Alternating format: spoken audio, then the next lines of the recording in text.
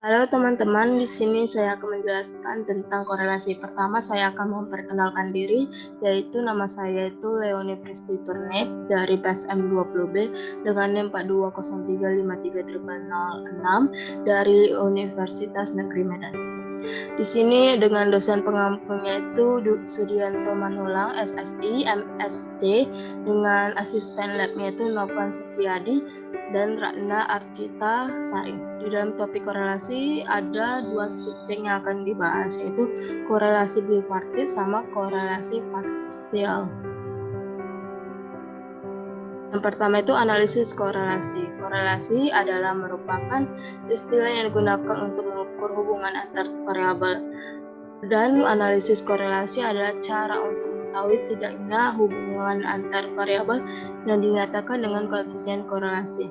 Hubungan ini bisa bersifat positif dan negatif maupun bebas. Ada beberapa teknik statistik untuk menganalisis hubungan antar variabel, yaitu koefisien korelasi, koefisien penentu, dan analisis regresi.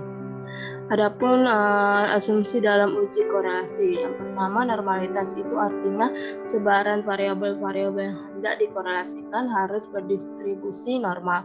Yang kedua, linearitas artinya hubungan antara dua variabel harus linear, misalnya ditunjukkan lewat straight line. Yang ketiga, ordinal artinya variabel harus diukur dengan nominal skala ordinal. Yang keempat, homoskedastisitas artinya variabilitas skor di variabel Y harus tetap konstan di semua nilai variabel X. Selanjutnya tentang korelasi bipartit. Korelasi bipartit mengacu pada analisis terhadap dua variabel, yaitu sebagai X dan Y, terutama untuk tujuan menentukan hubungan empiris yang mereka miliki. Dalam korelasi bipartit sangat membantu dalam pengujian hipotesis, biasanya digunakan untuk melihat apakah variabel terikat satu sama lain, atau biasanya mengukur bagaimana kedua variabel berubah bersama pada saat yang sama. Tujuan analisis bipartit adalah ketika beberapa hubungan antara beberapa variabel diperiksa secara bersamaan. Dalam analisis ini terdapat berbagai tes yang ditunjukkan, yaitu termasuk produk moment Pearson, range Spearman, and Kedal. Selanjutnya tentang koefisien korelasi. Koefisien korelasi atau disebut dengan R adalah bilangan yang menyatakan kekuatan hubungan dan arah dari variabel-variabel. Dari nilai R didapat hubungan R itu diantara min 1 dan 1 dengan ketentuan sebagai berikut. Apabila R sama dengan 1, artinya terdapat hubungan antara X dan Y semua positif sempurna. Apabila R yang negatif 1, itu maka hubungan antara variabel X dan Y itu negatif sempurna. Apabila R sama dengan 0, itu tidak terdapat hubungan antara X dan Y. Yang selanjutnya, apabila R berada di antara X dan antara min 1 dan 1, maka tanda minusnya itu menyatakan ada korelasi tak langsung atau korelasi negatif, dan tanda plusnya itu menyatakan adanya korelasi langsung atau korelasi positif. Di sini kita dapat lihat tabel tingkat korelasi dan kekuatan hubungan. Yang nilai korelasinya itu 0, maka tingkat hubungannya itu tidak berkorelasi. Kedua itu 0,01 sampai 0,2 itu sangat rendah. Yang 0,21 sampai 0,4 rendah, 0,41 sampai 0,41 sampai 0,6 itu agak rendah, 0,61 sampai 0,8 itu cukup, 0,81 sampai 0,99 itu tinggi. Yang paling tinggi itu adalah 1. Contoh, apabila R sama dengan negatif 1, artinya itu korelasi negatif sempurna. Ini menandakan adanya hubungan bertolak belakang antara variabel X dan Y, di mana bila X naik, maka Y itu turun. Sebaliknya dengan apabila R sama dengan positif 1, maka korelasi positif sempurna. Ini hubungan searah antara variabel X dan Y, di mana X itu naik, maka variabel Y ikut naik. Dasar pengambilan keputusan yang pertama itu berdasarkan nilai signifikan. Jika nilai signifikan itu di bawah 0,05 maka terdapat hubungan antar variabel yang dihubungkan. Sebaliknya, bila nilai signifikan di atas 0,05 maka tidak terdapat korelasi.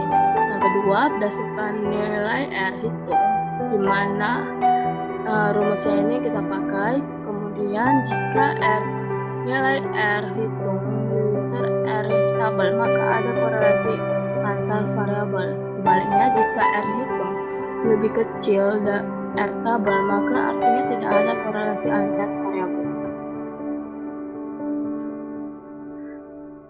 Kemudian selanjutnya korelasi Rayne-Spearman.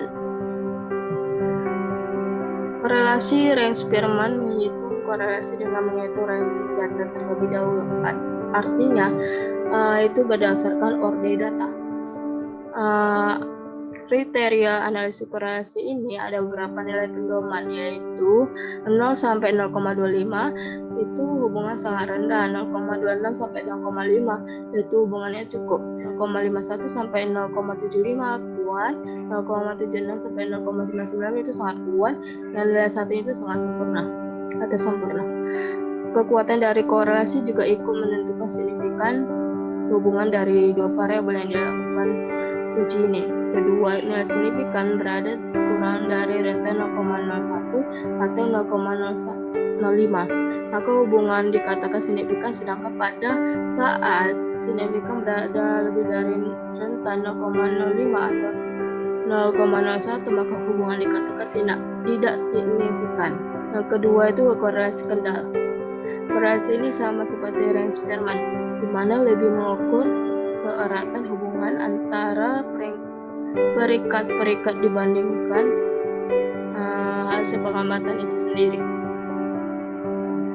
Yang kedua tentang korelasi parsial, di mana itu artinya suatu metode pengukuran keeratan hubungan antara variabel bebas dan variabel tak bebas dengan mengontrol salah satu variabel bebas untuk melihat korelasi natural antara variabel yang tidak terkontrol. Persyaratannya itu yang pertama, masing-masing variabel penelitian menggunakan data-data berskala rasio atau interval. Kedua, karena uji korelasi parsial merupakan bagian dari statistik parametrik, maka data penelitian harus berdistribusi normal. Selanjutnya, rumusan hipotesis penelitian. Yang pertama itu HO, yaitu hubungan antar variabel X dan Y dengan Z sebagai variabel kontrol tidak signifikan. HA itu hubungan antar variabel X dan Y dengan Z sebagai variabel kontrol signifikan. Dasar keputusan uji korelasi parsial. Yang pertama, jika nilai signifikan lebih besar dari 0,005 maka HO diterima dan HH-nya ditolak. Jika nilai signifikan itu lebih kecil dari 0,005 maka HO ditolak dan HH-nya diterima. Rumus perhitungan uji korelasi parsial itu yang pertama, koefisien korelasi parsial antara Y dan X1 apabila X2 konstan. Kita lihat di sini rumusannya. Yang kedua itu koefisien korelasi parsial antara Y dan X2 apabila X1 konstan. Kita lihat di sini rumusannya. Yang ketiga, koefisien korelasi parsial antara X1 dan X2 apabila Y-nya itu konstan. Kita lihat sini rumusannya. Selanjutnya akan kita praktekkan dalam praktikum SPSS dengan kasus pertama itu di Partit. Dicatat banyaknya motor, mobil, polisi dan pelanggaran di 10 daerah di Yogyakarta. Dapat kita lihat dalam tabel sebagai berikut. Ini daerahnya itu A, B, C, D, E, F sampai Z. Tilang itu sampai, kita lihat tilangnya juga, mobilnya. Di sini tilangnya itu di G itu tidak ada di daerah G, di mobil itu di R-nya itu tidak ada, sama H-nya itu di daerah H itu tidak ada. Dalam kasus kedua, parsial, seorang pengusaha ingin mengetahui apakah ada hubungan antara prestasi kerja seseorang dengan motivasi. Dengan variabel kontrol adalah tingkat kecerdasan yang diukur dengan IQ, maka telah diambil pemilihan pekerjaan yang kita lihat di dalam tabel ini. Pekerjanya itu AA sampai II, dengan IQ-nya itu yang paling besar itu 110, prestasinya dan motivasi. Di sini saya akan melanjutkannya untuk menjelaskan di dalam aplikasi SPSS dengan kasus pertama bipartit. Dapat kita lihat di dalam aplikasi SPSS sudah kita buat tentang 10 daerah dengan 3 mobil, motor, dan polisi. Pilih menu di atas ini, analisis. Kemudian kita cari correlate. Kemudian di sini ada pilihan 4 pilihan, yaitu bipartit, partial, distant, dan conical correlation. Kita pilih yang bipartit. Kemudian di sini kita lihat ada 4 variabel, kita pindah di sebelah kanan keempatnya.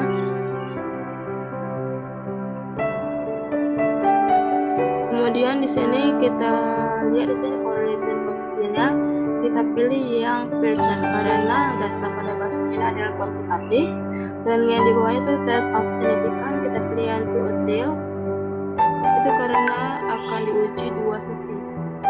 Lalu di sini klik signifikannya kita centang karena berhubung dengan pilihannya itu tidak ada tanda signifikan 5% atau 10%, maka kita seragamkan pilih tanda tersebut. Kemudian kita pilih option. Di sini ada menu di atasnya itu statistik, kita abaikan. Di bawahnya itu missing values. Kita pilih yang pertama itu pairwise. Di continue, pilih OK.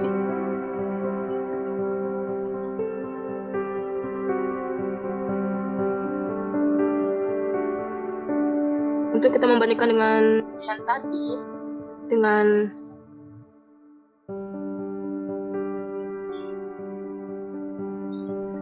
include case list ways, kita pilih continue, klik include case list ways, continue, klik OK untuk membandingkan apa perbedaan dengan pairwise sama list ways. Oke, kita lihat di sini ada tabel correlation. Yang di atas ini dengan cara pairwise, yang bawah ini list ways. Di sini kita dapat lihat perbandingannya, yaitu di pairwise itu ada nilai n-nya, di sini kalau di list ways itu tidak ada. Kalau di list ways dia membuat n-nya itu di bawah, tidak dimasukkan di dalam tabel correlation-nya. Di sini list ways itu n itu 97. Ini kita lihat di pairwise itu tilang persen correlation itu 1 sama, dengan mobil itu 0,852, motor min 0,195, yang polisi itu 0,631. Dengan signifikan tilangnya itu 0,15, 0,16 sama 0,69. Ini correlation signifikan itu di 0,05.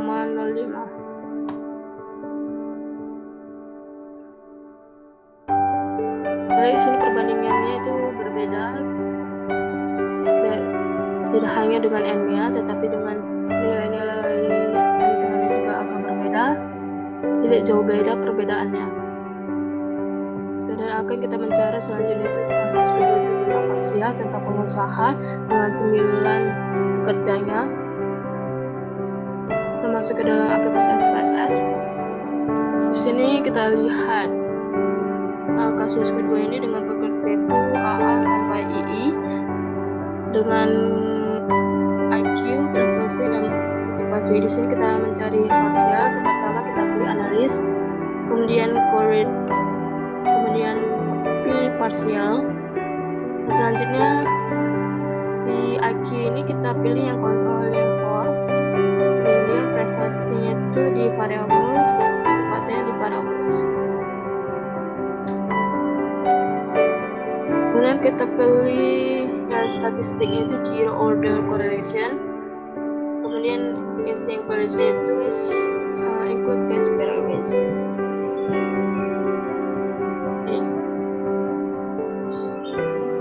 Ini kita lihat parsial di tabel correlation itu Di sini prestasinya itu 1, motivasinya 0,748 dan IQ 0,3919. Energi IQ, controlling IQ-nya di variabel prestasi korelasinya itu 1 sama 0,724 dan motivasinya itu korelasinya itu 0,724. Demikian hasil yang saya paparkan dan saya praktikkan. Jika ada kesalahan dimohon maafkan karena saya menyampaikan apa yang saya pahami dan saya pelajari. Terima kasih.